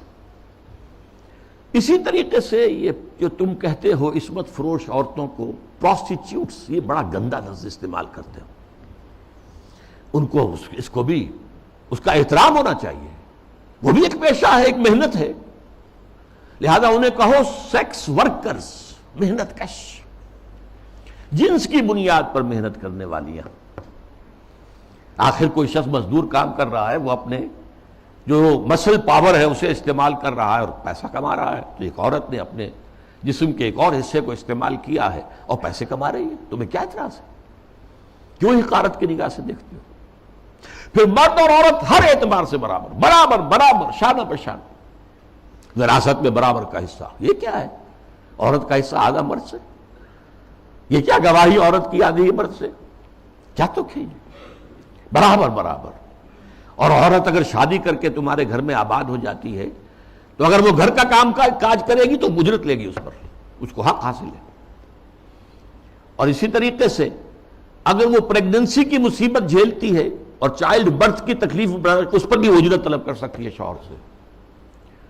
اور نمبر 3، اگر ہم بستری کے لیے مرد جو ہے اصرار کرے جبکہ عورت انکار کر رہی ہو تو اس کو بھی ریپ کہا جائے گا، زنا بالجبر کہا جائے گا، میریٹل ریپ، یہ شادی کے اندر بھی ریپ کا تصور ہے۔ یہ ہیں وہ چیزیں جو آج عالمی سطح پر بے پردگی، فحاشی، یہ تو یوں سمجھیے کہ اب بڑی پیچھے رہ گئی باتیں، جو میں نے باتیں آپ کو بتائی ہیں یہ یونائٹڈ نیشنز کی جنرل اسمبلی کی سفارشات میں شامل۔ اب دیکھیے، شریعت کا ہمیں معلوم ہے کہ دار و مدار یا اساس یا بنیاد جو ہے 2 چیزوں پر ہے، بنیادی 2 اضافی چیزیں بھی ہیں، لیکن جو بنیادی ہیں سب کے نزدیک، قرآن اللہ کی کتاب اور سنت اللہ کے رسول کی، یہ سارے قوانین کا جو استنباط کیا جائے گا وہ ان 2 چیزوں سے۔ 2 اضافی چیزیں کیا ہیں؟ اجماع اور قیاس، اجتہاد، لیکن بنیادی 2 ہی ہیں، قرآن اور سنت رسول۔ لیکن خاص طور پر جب تہذیب کا معاملہ آتا ہے، تہذیب کے معاملے میں قرآن، سنت رسول، اور سب سے اہم ہے رسول سے محبت، رسول کی تعظیم، وہ مرکز ملت ہے دائم اور قائم ہمیشہ کے لیے۔ مرکز ملت وہ ہے اللہ کا رسول ہے صلی اللہ علیہ وسلم۔ ان کی تعظیم میں کمی ہوگی تو دین کی جڑ ختم ہو جائے گی، تہذیب ختم ہو جائے گی۔ ان کی اطاعت ہی نہیں، اتباع، ان کا اتباع اگر نہیں ہوگا تو تو تہذیب اسلامی نہیں رہے گی۔ پھر میں آپ کو اقبال کا شعر سنا رہا ہوں، وہ مصطفیٰ پر اساں خیش را کے دی ہماؤست، اگر برو نہ رسیدی تمام بو نہ بیست۔ یہی وجہ ہے، دیکھیے ویسے تو یہ مضامین سورہ حجرات کے درس میں میں نے تفصیل سے بیان کیے ہیں۔ مرکزی شخصیت جو ہے ہمیشہ کے لیے امت مسلمہ کے اندر، باقی چھوٹی چھوٹی قیادتیں ادھر ادھر، کوئی پاکستان میں قائد اعظم بن گیا، کوئی بونگ بندو بن گیا، کوئی اور جو ہے وہ سکارنو جو ہے وہ لیڈر بن گیا، یہ ہے سب، لیکن اصل لیڈر، اصل شخصیت، مرکزی شخصیت پورے عالم اسلام کے اندر وہ محمد رسول اللہ کے صلی اللہ علیہ وسلم۔ ان سے محبت، ان کی تعظیم، سوء ادب بھی نہ ہو جائے۔ ان کی آواز سے اوپر اپنی آواز کہیں کر دو گے تو سارے اعمال ہبط ہو جائیں گے۔ یا ایھا الذین آمنوا لا ترفعوا اصواتکم فوق صوت النبی ولا تجهروا له بالقول كجهر بعضكم لبعض ان تحبط اعمالكم وانتم لا تشعرون۔ میں تفصیل سے عرض کرتا رہا ہوں کہ صحابہ کے دور میں تو مطلب تھا حضور کی آواز سے اونچی آواز کر کے بات کرنا، اب کیا ہے؟ حضور کی بات کے مقابلے میں اپنی بات لانا۔ حضور نے تو یہ کہا لیکن میری رائے ہے، واہ، اگر آپ نے مان لیا کہ حضور نے یہ فرمایا ہے تو پھر آپ کون ہیں؟ یہ تمام اعمال صالحہ، ساری تمہارے کرتوت جو بھی تم نے کمائی کی ہے سب ضائع ہو جائیں گے، تمہیں پتہ بھی نہیں چلے گا۔ بھائی میں نے کوئی گناہ کبیرہ تو نہیں کیا، میں نے کوئی اور نہ زنا کیا، نہ شراب پی ہے، نہ کچھ اور کیا ہے۔ انتم لا تشعرون، تمہیں شعور بھی نہیں ہوگا، اور تمہاری ساری جو بھی اب تک کی کارگزاری ہے، تمہارے اعمال ہیں، وہ سب ہبط ہو جائے۔ اب دیکھیے اس پر ٹو پرونگڈ حملہ ہو رہا ہے مغرب سے۔ نمبر ایک، محمد صلی اللہ علیہ وسلم کی شخصیت کو مجروح کر دو۔ یہ کام پہلے بھی ہوا ہے، لیکن یہ بڑے مصنفین کی کتابوں میں ہوا، بڑے محدود پیمانے پر ہوا۔ اب جو ہوا ہے آپ نے دیکھا توہین رسالت کا معاملہ، اور جتنے بڑے پیمانے پر حضور کے کارٹون بنا کر شائع کیے گئے، انہوں نے دیکھ لیا ہے، ٹھیک ہے عالم اسلام کا رد عمل کیا ہے، کوئی جلوس نکل آئے، کوئی توڑ پھوڑ ہو گئی، کوئی اپنا ہی بگاڑا ہے، ہمارا کیا بگاڑا۔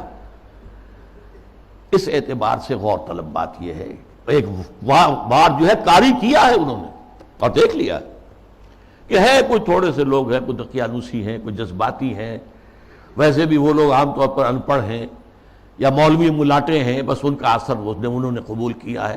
کسی حکومت نے کوئی قدم اٹھایا؟ حضور کی شخصیت کو بس کر، اس کا ایک بہت بڑا مظاہرہ یورپ کے کتنے اخبارات نے مشائع کر دی، اور کسی طرح سے کوئی معذرت نہیں۔ اور دوسرا معاملہ یہی ہے کہ حدیث کا استخفاف کرو، اور سنت رسول جو ہے وہ اس کی حجیت کو ختم کر دو۔ اب دیکھیے اس پر جو ہے تفریق بین اللہ والرسل، اس کی پشت پر پورا عالم مغرب ہے، یہودی بھی، عیسائی بھی، اور سب سے بڑھ کر عالمی میڈیا، اس سے بھی بڑھ کر civil supreme power on earth the United States of America, وہ اس کی پشت پر ارب ہا ارب ڈالر خرچ کیے جا رہے ہیں این جی اوز پر، اور ان این جی اوز کا کام کیا ہے؟ مسلم تہذیب کی بیخ کرنی۔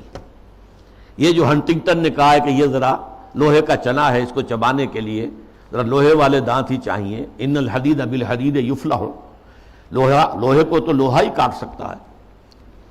نظام تعلیم کے اندر بنیادی تبدیلیاں کر دی گئی۔ پھر آغا خان فاؤنڈیشن کو امتحانات اور نصاب وغیرہ کا معاملہ ان کے حوالے کر دیا گیا۔ یہ سارا کیا ہے؟ یہ امریکہ اور دوسری طرف عالم اسلام میں جو اس کے پٹھو بیٹھے ہوئے حکمران، پوڈلز، روشن خیالی کے نام سے اور اعتدال پسندی کے نام سے جو پرچار ہو رہا ہے، جو ایوان صدر سے پرچار ہوتا ہے، حکومت کی سطحوں پر، مختلف سطحوں پر پرچار ہو رہا ہے، اور سب سے زیادہ یہ کہ اب میڈیا کے اوپر جو پرچار ہو رہا ہے اور میڈیا کی جو پہنچ ہے اس کا آپ اندازہ کیجیے۔ اس کے ضمن میں خاص طور پر میں آپ سے ذکر کر دوں، جس طرح ہنٹنگٹن کا ذکر آیا ہے، ایسے ہی رینڈ کارپوریشن کی سفارشات چند مہینے پہلے وہ آئی۔ یہ سب سے بڑا ٹاپ کا تھنک ٹینک ہے امریکہ کا. اس نے تجزیہ کیا ہے، اپنے لوگوں کو بتایا، اپنی حکومت کو بتایا ہے کہ مسلمان سب ایک جیسے نہیں ہیں، مسلمان 4 طرح کے ہیں.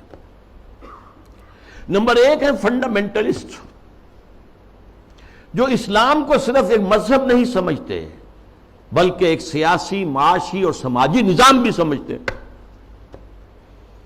ان سے تو ہماری جنگ ہے، ان سے ہماری دشمنی ہے، انہیں ہر قیمت پر ختم کرنا ہی کرنا ہے. یہ فنڈامنٹلسٹ ہے. نمبر 2 پر ٹریڈیشنلسٹ ہیں، روایت پسند علماء، ان کے مدرسے ہیں، قال اللہ قال رسول ہے، انہیں نظام سے کوئی بحث نہیں ہوتی.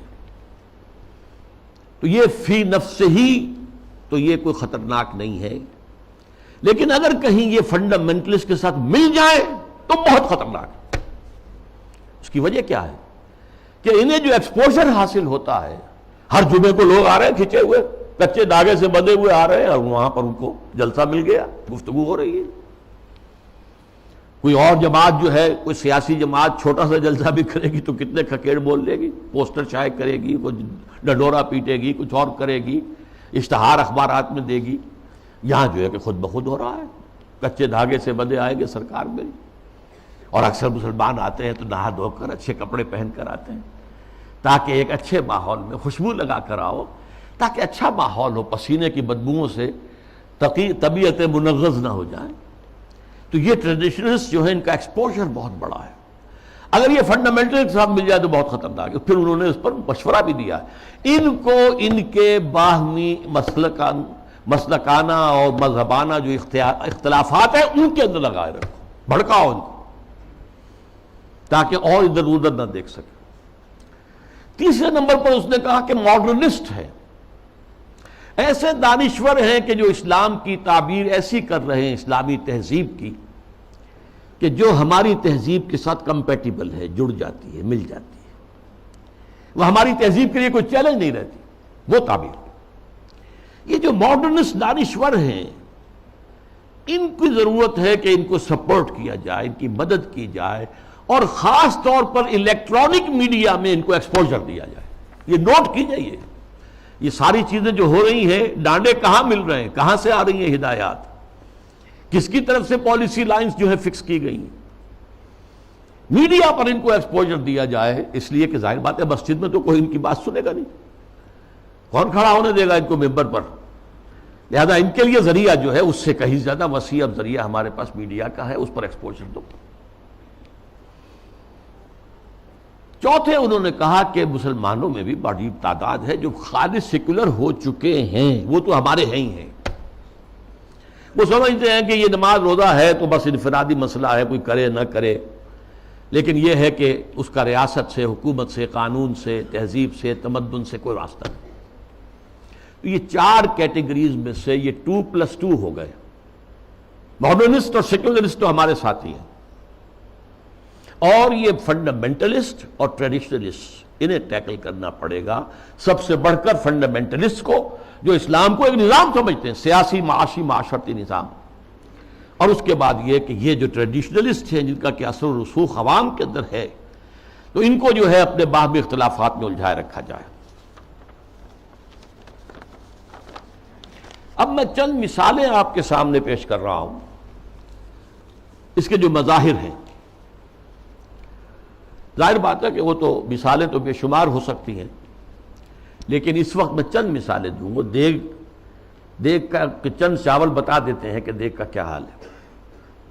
ہمارے ہاں کے ایک بڑے ابھرتے ہوئے دانشور ہیں، انہیں اب بڑا مقام حاصل ہو گیا ہے، میڈیا میں بھی، سرکاری معاملات میں بھی، کونسل آف اسلامک آئیڈیالوجی میں، اور اسی طرح کے ایک اور دانشور ہیں کہ جنہیں بٹھا دیا گیا ہے سپریم کورٹ کی شریعت اپیلیٹ بینچ میں، وغیرہ وغیرہ.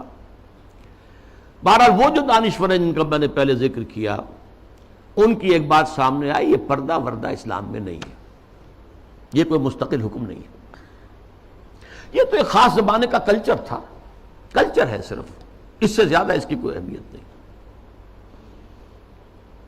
یہ بات صحیح ہے کہ یہ کلچر ہے، لیکن یہ مسلم کلچر ہے.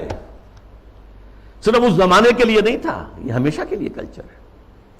اس لیے کہ ظاہر بات ہے جب اسلام آیا ہے تو عرب میں کوئی کلچرل ویکیوم تو نہیں تھا، ان کا اپنا کلچر تھا۔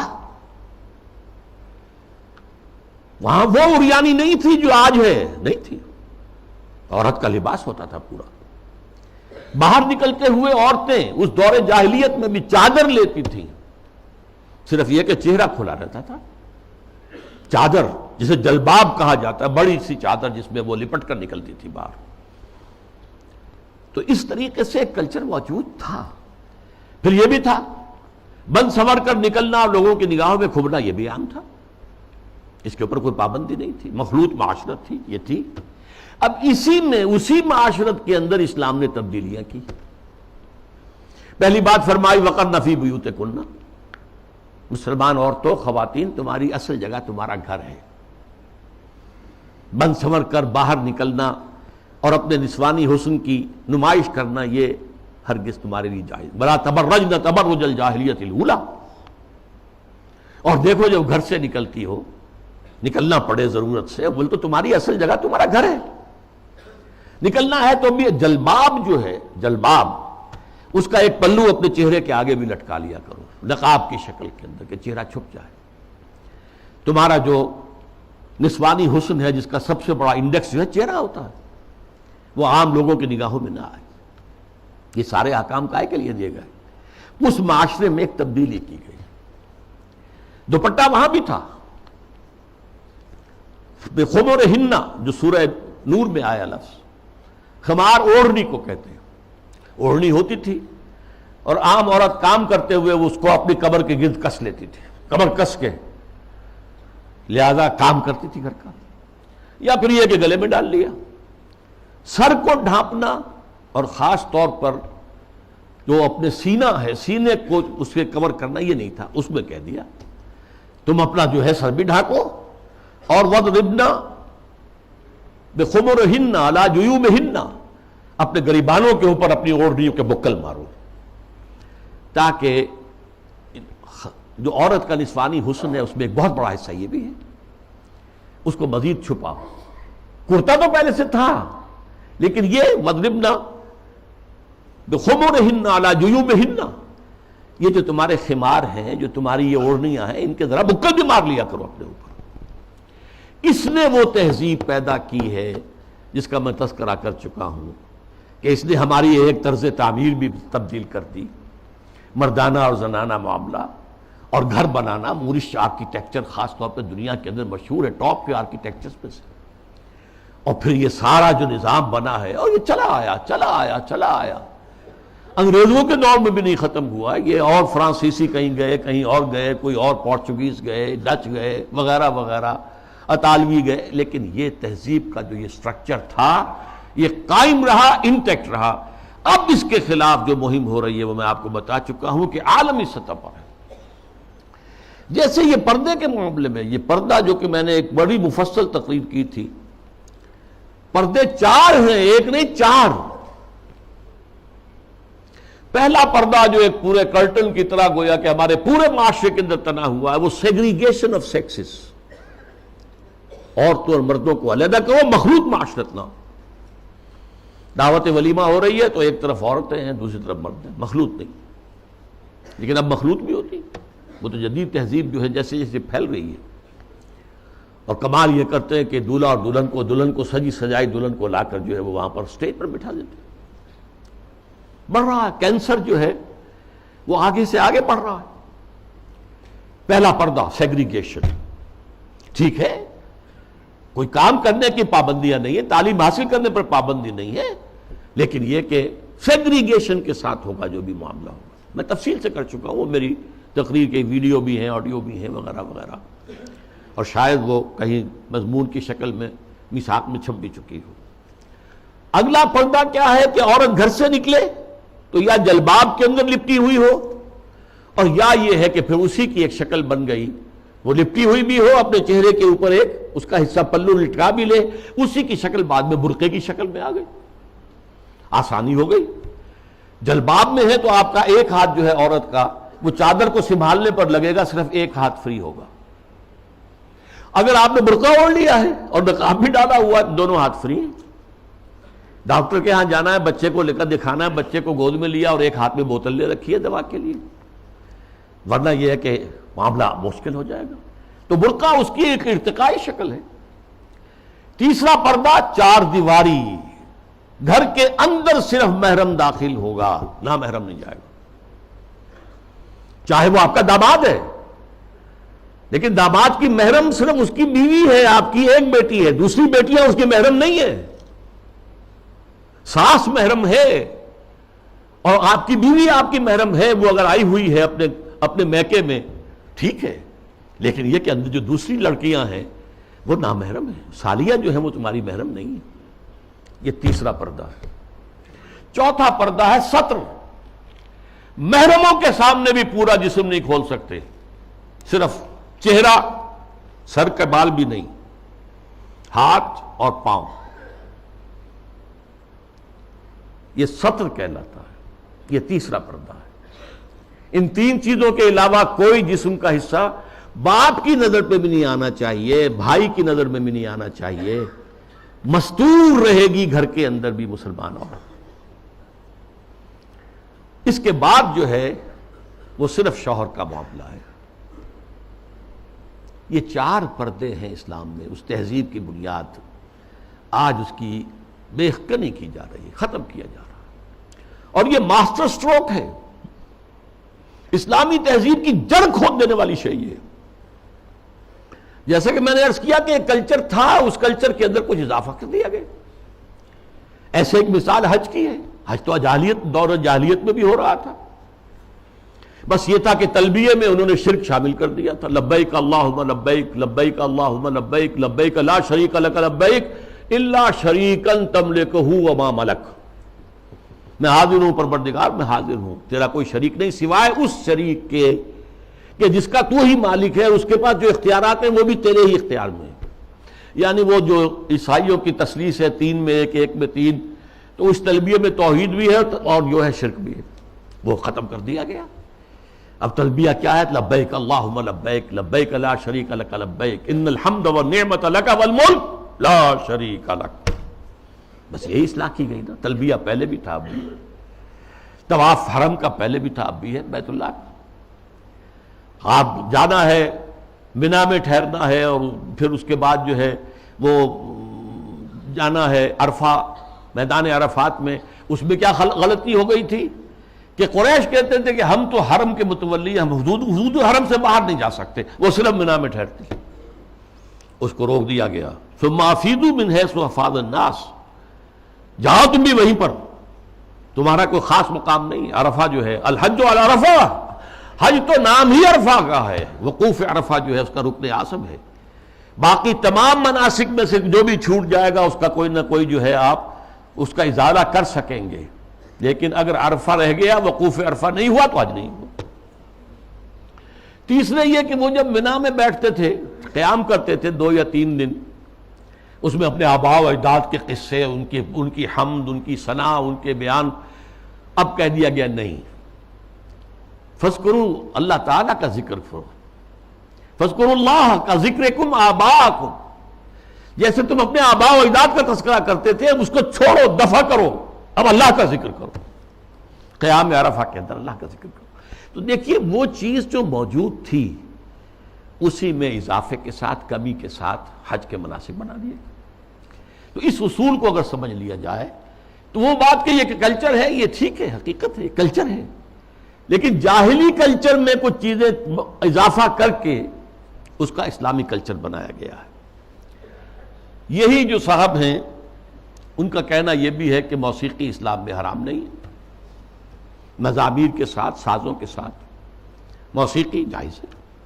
اچھا، ایک ان سے بھی بڑے دانشور ہیں، بڑی محترم شخصیت ہے ہماری قومی سطح پر. انہوں نے کہہ دیا کہ اسلام میں شراب حرام نہیں ہے.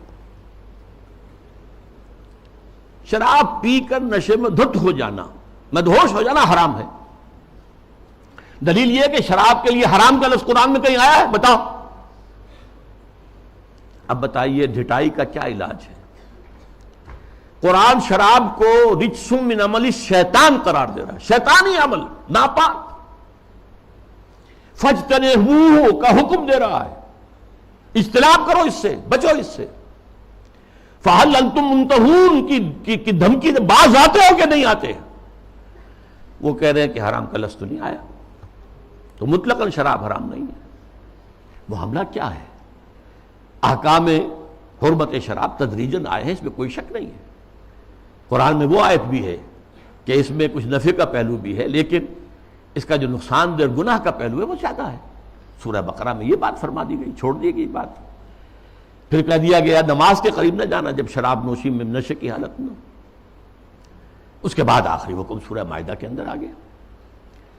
پھر یہ ہے کہ اسی پر اگر قیاس کریں تو کہا جا سکتا ہے زنا حرام نہیں ہے۔ کہاں کہا گیا کہ حرم علیکم الزنا؟ کہیں کہا گیا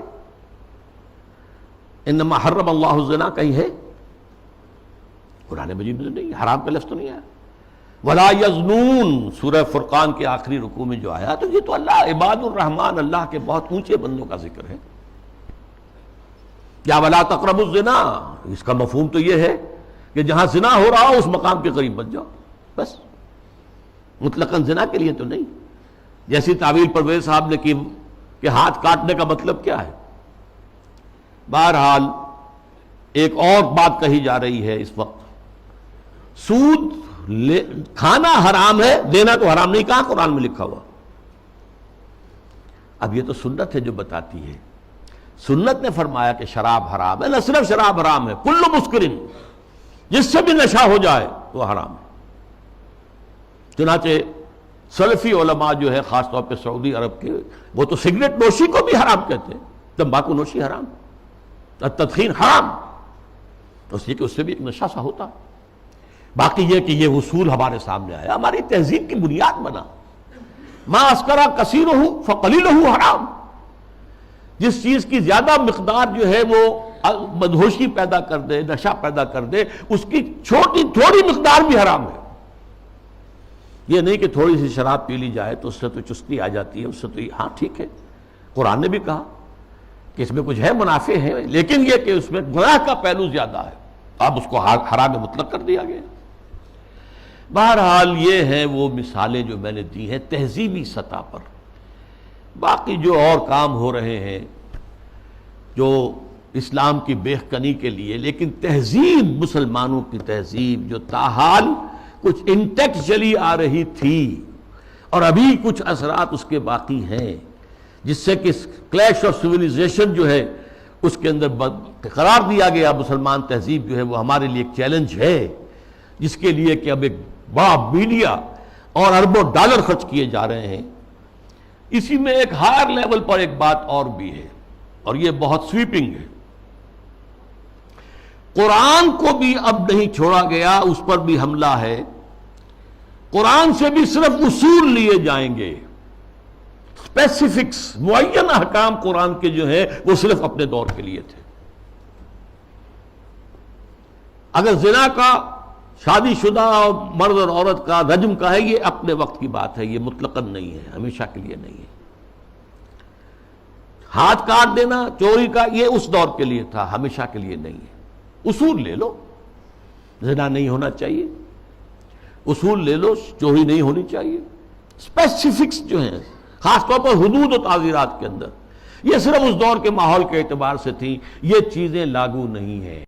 یعنی سنت تو سنت ہے، آگے قرآن کے اوپر بھی ہاتھ صاف کیا جا رہا ہے، بازی بازی بارش بابا ہم بازی۔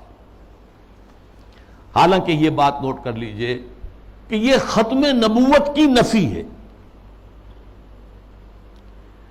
اس لیے کہ تکمیل نبوت و رسالت جو ختم نبوت کا لازمی تقاضا ہے، اس کا مطلب تو یہ ہے کہ ہدایت آخری آ چکی اور دین کی تکمیل ہو چکی۔ الیوم اکملت لکم دینکم واتممت علیکم نعمتی ورضیت لکم الاسلام دینا۔ اگر دین ابھی عثمانی میں مکمل نہیں ہوا تھا اور قرآن جو ہے لفظ لفظ اس کا اگر لازم نہیں ہے تو ابھی نبوت ختم نہیں ہونی چاہیے تھی، پھر تو ابھی وحی کا دروازہ کھلا رہنا چاہیے تھا، جیسا کہ غلام محمد قادیانی نے کہا۔ اگر تو یہ چیزیں جو ہے ابھی اور تمدنی ارتقاء کے ساتھ، حالات کی تبدیلی کے ساتھ خود قرآن کے اندر بھی کوئی رد و بدل ہو سکتا ہے، تو پھر گویا کہ ہم نے ختم نبوت کی مہر توڑ دی۔ اسی لیے یہ ختم نبوت کا فتنہ، اس کی نفی، اس کی مہر کو توڑنا، غلام احمد قادیانی اور سنت کی اس طرح کی نفی جو غلام احمد پرویز کے ہاتھوں ہوئی ہے، یہ آپس میں بہت ایک دوسرے سے قریب ہے، حاصل دونوں کا ایک ہی ہے۔ اب جو نتیجہ میں نکال رہا ہوں، اس گمراہی کا جادو جو ہے وہ اب سر چڑھ کر بول رہا ہے، اور ایک عظیم سیلاب کے مانند اسلام کی بچی کھچی تہذیبی اقدار کو بھی ختم کرنے پر تلا ہوا ہے۔ آخر میں عرض کروں گا کہ اس کا علاج کیا ہے۔ واقعہ یہ ہے کہ علاج آسان نہیں ہے، لیکن ہمیں اپنی نجات کے لیے، اخروی فلاح کے لیے اپنی سی محنت اور سعی اور جہد کرنی ہی کرنی ہے، پیسیولی نہیں لینا ہے۔ ہاں باطل کا طوفان ہے، بہت سخت ہے، ٹھیک ہے، لیکن کھڑے رہنے کی کوشش کرنا ہے، بلکہ اس کا رخ موڑنے کی کوشش کرنی ہے۔ اصل تو اس کا رخ موڑے گا اگر کسی وقت اللہ کرے کہ یہ پاکستان کے نصیب میں ہو کہ کسی ملک میں اگر اسلامی نظام مکمل قائم کر کے دکھا دیا جائے دنیا کو، اس کی برکات لوگوں کو بچشم سر نظر آ جائے، تب اس دجالیت کا توڑ ممکن ہوگا، اس سیلاب کا رخ موڑا جا سکتا ہے۔ لیکن اس اصول کو عام کرنا، خود اپنے ذہن کے اندر بٹھا لینا کہ کتاب اللہ اور سنت رسول اللہ لازم و ملزوم ہے، ان کے درمیان متن اور شرح کا تعلق ہے۔ رشتہ جو ہے متن اور شرح، ایک متن ہے ایک اس کی شرح ہے، اور اس کی حتی الامکان ہر مسلمان تبلیغ کرے، اسے پھیلائے اپنے رشتہ داروں میں، اپنے قریبی لوگوں میں، اپنے عزیزوں میں، جہاں کام کرتا ہے وہاں کے جو اپنے کولیگز ہیں ان میں۔ اور دوسری اور اہم تر بات کیا ہے، ہم خود قائم رہے پورے کے پورے اسلامی اقدار پر، ہم اپنے گھروں میں اسلامی پردہ نافذ کریں، ستر و حجاب کے احکام نافذ کریں، یہ تو ہم کر سکتے ہیں۔ ابھی ہمارے ملک میں مصطفیٰ کمال پیدا نہیں ہوا، ٹھیک ہے، ایک شخص نے اس کو، مشرف صاحب نے آئیڈیل قرار دیا، لیکن ابھی کسی نے پردہ جو ہے اس کو لازماً منسوخ نہیں کیا، جیسا کہ ترکی میں ہو گیا تھا۔ لیکن یہ کہ اگر ہم نے کیا ہے تو خود کیا ہے، مغربی تہذیب کو خود اپنے سینے سے لگایا، شرعی پردہ نافذ کرو اور اسلامی تہذیب کے ساتھ چمٹ جاؤ، تمسک کرو، چاہے تم اجنبی ہو جاؤ، چاہے تمہیں دقیانوسی کہا جائے، چاہے تم پر پھپتیاں کسی جائیں کہ اگلے وقتوں کے ہے یہ لوگ انہیں کچھ نہ کہو، یہ فنڈامنٹلسٹ ہیں، یہ تاریخ خیال لوگ ہیں، یہ رجعت پسند قسم کے لوگ ہیں، یہ قدامت پرست لوگ ہیں، یہ کٹھ ملا ہیں، جو چاہے کہہ دے دنیا، لیکن برداشت کرو، کھڑے ہو جاؤ۔ وہی حدیث، اسی پر میں اپنی بات ختم کروں گا جو میں نے سنائی تھی، بدا الاسلام غریباً وسیعود کما بدا۔ آج اسلام کے غربت کا سب سے بڑا دور آ چکا ہے۔ پہلے ریاستی اور سیاسی سطح کے اوپر آیا تھا، پھر معاشی سطح کے اوپر آیا، پھر اب جو ہے تہذیبی سطح پر، سماجی سطح پر، آئینی قوانین پر، ستر و حجاب کے احکام پر، عصمت و عفت کی اقدار پر، شرم و حیا کے اقدار پر یہ جو حملہ ہے، یہ غرب بدا الاسلام غریباً وسیعود کما بدا، یہ اپنی انتہا کو پہنچ گیا۔ فطوبی للغرباء، تو ان لوگوں کے لیے تہنیت ہے، مبارکباد ہے جو اسلام کی اس غربت اور اجنبیت کے دور میں خود غریب بن جائیں، اجنبی بن جائیں، تانے سنیں لیکن کھڑے رہیں، اسلام کو اور اسلامی اقدار کو سینے سے لگائے رکھیں، چمٹے رہیں۔ وہ لوگ ہیں جن کے لیے مبارکباد ہے، تہنیت ہے، بشارتیں ہیں۔ اللہ تعالیٰ مجھے اور آپ کو اس معیار پر پورا اترنے کی توفیق عطا فرمائے۔ الحمدللہ الذی ہدانا لہذا وما کنا لنہتدی لولا ان ہدانا اللہ۔ جو بھی اللہ نے ہمیں ہدایت اپنی کتاب اور اپنے رسول کی سنت کے ذریعے سے عطا کی ہے، اس پر قلب کی گہرائیوں سے شکریہ ادا کیجئے۔ الحمدللہ الذی ہدانا لہذا وما کنا لنہتدی لولا ان ہدانا اللہ۔ ربنا لا تزغ قلوبنا بعد اذ ہدیتنا وہب لنا من لدنک رحمہ۔ اے اللہ، تو نے ہدایت جو عطا فرمائی تھی امت مسلمہ کو، اب اس کے بعد اس کے دل کج نہ ہونے دے، اے اللہ اپنی حفاظت میں رکھ امت کو. اب اس کی بچی کچی اقدار کے خلاف بھی جو سیلاب آ رہا ہے، اے اللہ ہمیں توفیق دے کہ اس کے مقابلے کے اندر کھڑے ہو جائیں. ربنا لا تزغ قلوبنا بعد إذ هديتنا وهب لنا من لدنك رحمة إنك أنت الوهاب. اللهم اغفر لنا ولآبائنا ولأمهاتنا ولجميع المؤمنين والمؤمنات والمسلمين والمسلمات الأحياء منهم والأموات إنك سميع مجيب الدعوات. اللهم اشف مرضانا اللهم اشف مرضانا اللهم اشف مرضانا. اللهم حبب إلينا الإيمان وزينه في قلوبنا وكره إلينا الكفر والفسوق والعصيان. وصلى الله تعالى على خير خلقه محمد وبارك وسلم تسليما كثيرا كثيرا.